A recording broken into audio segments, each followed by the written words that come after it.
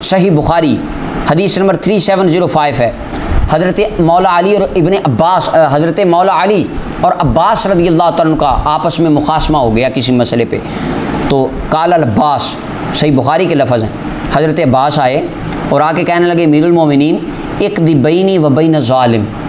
میرے درمیان اور اس ظالم کے درمیان فیصلہ کر دیں، نعوذ باللہ۔ اور آگے لفظ ہے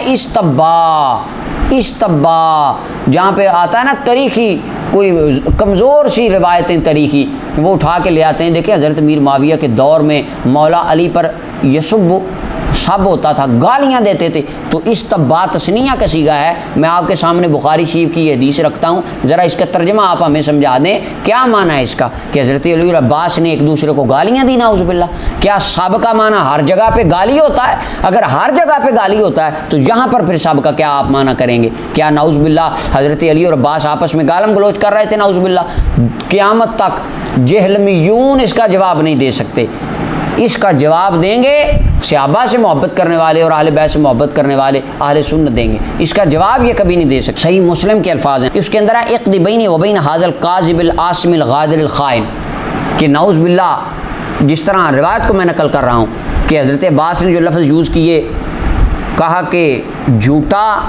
گناہگار، غدار اور خائن، نعوذ باللہ، یہ حضرت عباس نے مولا علی کے لیے لفظ یوز کیے، یہ روایت میں اس طرح ہے۔ اب اور استبا صحیح بخاری کے اندر کہ انہوں نے سب کیا، دونوں نے،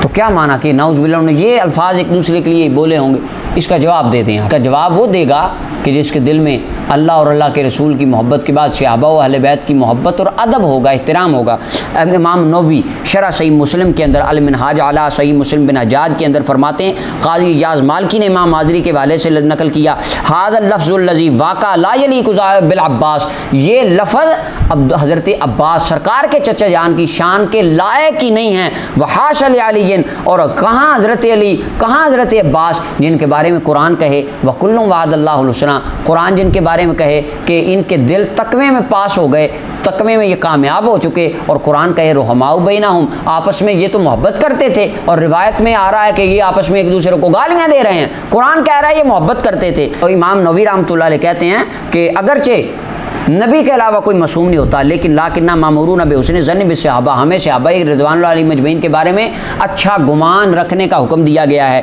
وَإِذَا انسدت طرق تاویلها، اور جب طویل کے سارے راستے بند ہو جائیں، کہتے ہیں نسبنا الکذب الی رواتها، تو امام نووی کہتے ہیں قاضی یاز کے حوالے سے کہ ہم ان باتوں کو راویوں کی طرف منسوب کر دیں گے کہ کسی راوی نے جھوٹ بول کے یہ بات حضرت علی کی طرف اور سیدنا عباس رضی اللہ عنہ کی طرف منسوب کی ہے۔ قرآن کہتا ہے صحابہ آپس میں محبت کرتے تھے، راوی کہہ رہے ہیں وہ گالیاں دیتے تھے، تو راوی کی بات غلط ہے، اللہ کا قرآن بھی سچا ہے، رسول اللہ کے یار بھی سچے۔